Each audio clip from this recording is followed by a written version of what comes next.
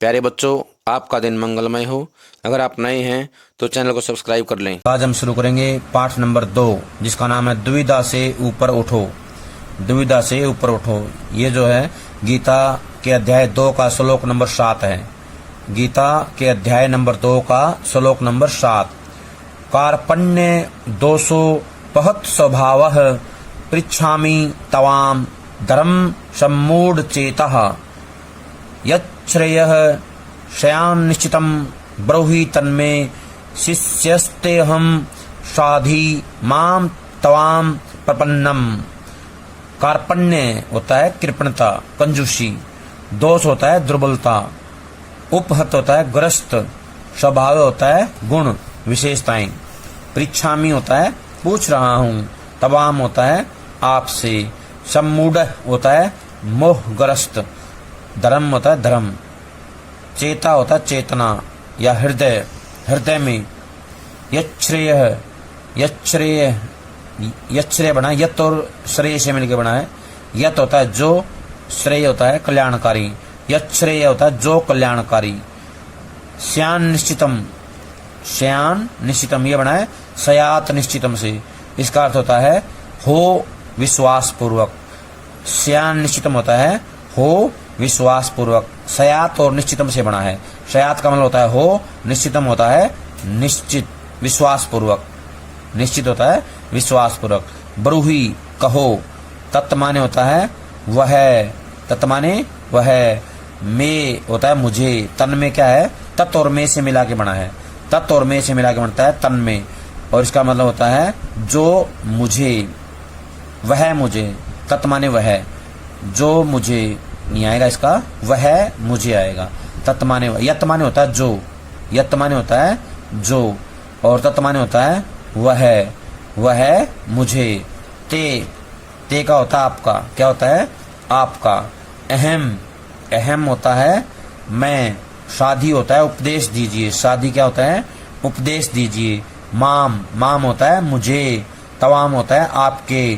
प्रपन्नम होता है शरणागत। क्या होता है शरणागत, शरण में आया हुआ।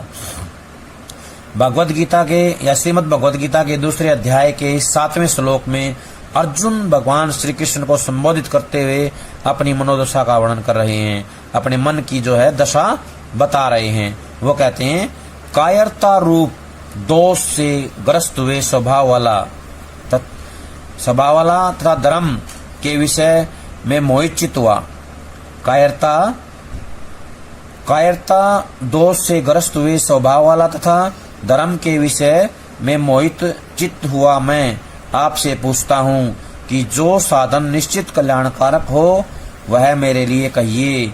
चूंकि मैं आपका शिष्य हूँ इसलिए आपके शरण हुए मुझे शिक्षा अर्थात उपदेश दीजिए। कहने का आशय कि हे प्रभु, मैं आपकी शरण में आ गया हूँ, आप मेरे कल्याणकारक जो है उपदेश दें मुझे, जिससे मेरा कल्याण हो जाए। इसमें दूसरा ये कहा गया है कि हमारी जो इंद्रियां हैं, हमारी 5 इंद्रियां हैं जिनको ज्ञान इंद्रियां कहा जाता है। आंख, नाक, कान, मुंह, त्वचा। आंख, नाक, कान, मुंह, मुंह का जिह्वा, त्वचा। ये जो हमारी इंद्रियां हैं, इन पर नियंत्रण करने वाला जो व्यक्ति है वो श्रेष्ठ होता है, जितेंद्रिय कहलाता है।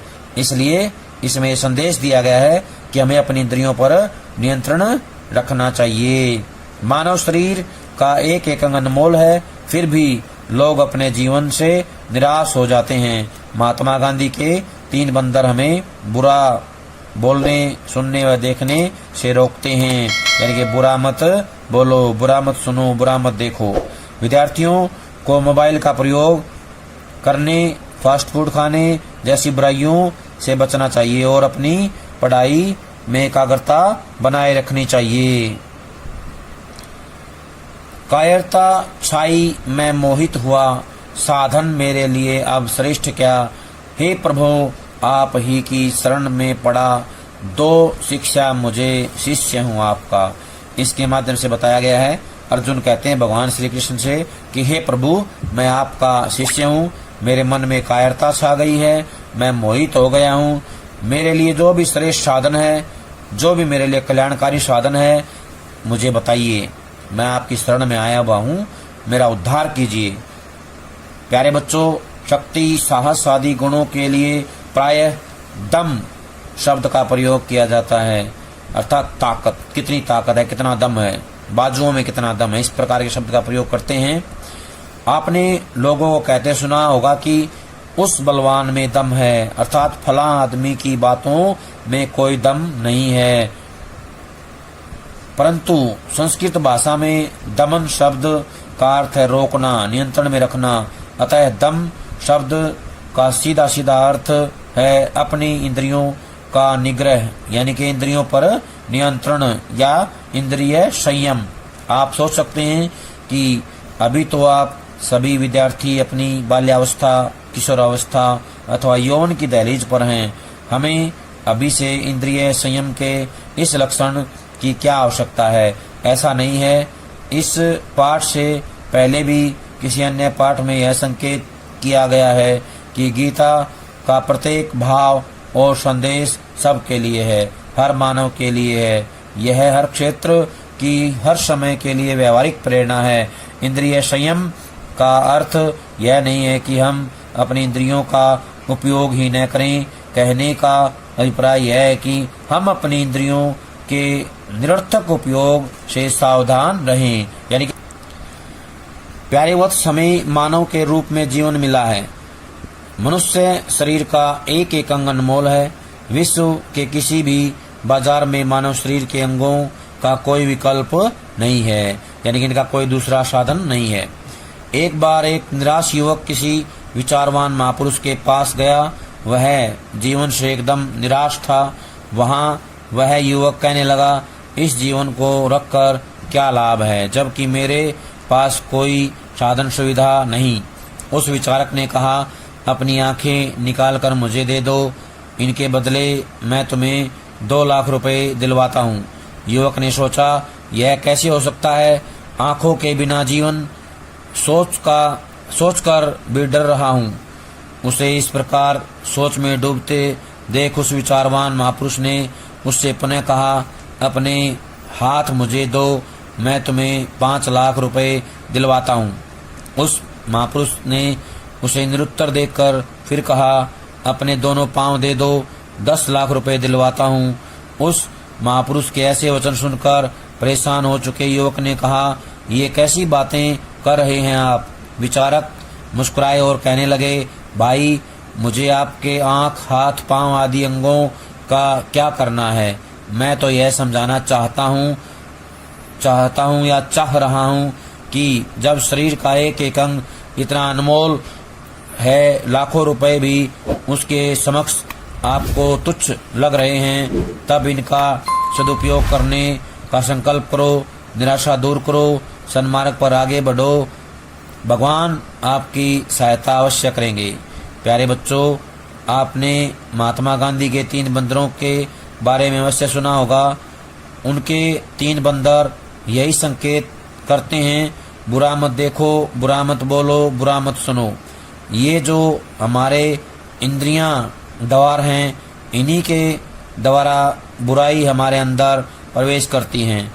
इसलिए गीता के दूसरे अध्याय में भगवान श्री कृष्ण ने कछुए का उदाहरण दिया है कि जैसे भय की आहट पाते ही कछुआ अपने अंग समेट लेता है, वैसे ही जहाँ से बुराई की आहट सुनाई दे, वहाँ से आंखें मूंद लो, अर्थात अपनी इंद्रियों को उस बुराई के संपर्क में न रहने दो। जब आपको यह लगे कि यहाँ बोलने से क्रोध भड़केगा और वातावरण में दुर्भावना, कलह बढ़ेगी, तो वहाँ तुरंत मौन हो जाओ, आदि आदि। प्यारे बच्चों, यही बात हमारी जिह्वा अर्थात जीभ पर भी लागू होती है। जो खाना हमारे स्वास्थ्य को बिगाड़ता है अथवा खाने के बाद स्वाद के आगे प्रश्न चिन्ह लगाता है, वहाँ संयम बरतो लगता है, आगे प्रश्न लगता है, वहाँ संयम बरतो और ऐसे भोजन से दूर रहो। आजकल बहुत अधिक फास्ट फूड आदि का प्रचलन ऐसे प्रश्न खड़े भी कर रहा है। हम समाज में देख रहे हैं कि छोटी अवस्था से ही बच्चों के स्वास्थ्य बिगड़ते जा रहे हैं। इस समस्या का एक ही समाधान है, खाने के लिए न जिए अपितु जीने के लिए अच्छा सात्विक स्वास्थ्यवर्धक भोजन करें। इसे ही इंद्रिय संयम कहा जाता है। प्रिय वत्स, आपको यह जानकर हैरानी होगी कि विद्यार्थी जीवन काल में भी संयम आवश्यक है। पढ़ाई के समय तो इस लक्षण की बहुत अधिक आवश्यकता है। आपको हमेशा यह ध्यान रखना होगा कि आपके पांव संसर्ग की ओर आगे बढ़ें, कुसंग की ओर नहीं, यानी अच्छी संगति की ओर चलना चाहिए, अच्छे मार्ग पर चलना चाहिए। एक विद्यार्थी के हाथों की उंगलियां हर समय मोबाइल पर न रहें या न हो, और न ही आंखें वहीं टिकी हुई होनी चाहिए। यदि पढ़ाई के समय आपका ध्यान मोबाइल या इधर उधर की कुसंगति में लगा रहा तो पढ़ाई में एकाग्रता कभी नहीं बनेगी। गीता की व्यवहारिक सोच को पहचानो और आगे बढ़ाओ, तभी आप जीवन में सफलताएं प्राप्त कर सकते हो। कहने का आशय है कि आज वर्तमान समय में भी हमें गीता के इस अध्याय से शिक्षा लेनी चाहिए। संदेश देते हैं हमें कि इंद्रियों पर नियंत्रण रखना चाहिए। हमारी आँख है, हमारी जिह्वा है, हमारी नाक है, हमारे कान हैं, इनका हमें संगति, अच्छी संगति की ओर जो इस्तेमाल करना चाहिए, बुरी संगति से हमें बचाना चाहिए। जब भी हमें कोई आहट मिले बुरी संगति की तो हमें जो है पीछे हट जाना चाहिए, वहां से दूर चले जाना चाहिए। प्यारे बच्चों, आज जो काम करवाया गया है सभी इसको अच्छे समझ करके कॉपी में लिख कर याद करें। सभी का बहुत बहुत धन्यवाद।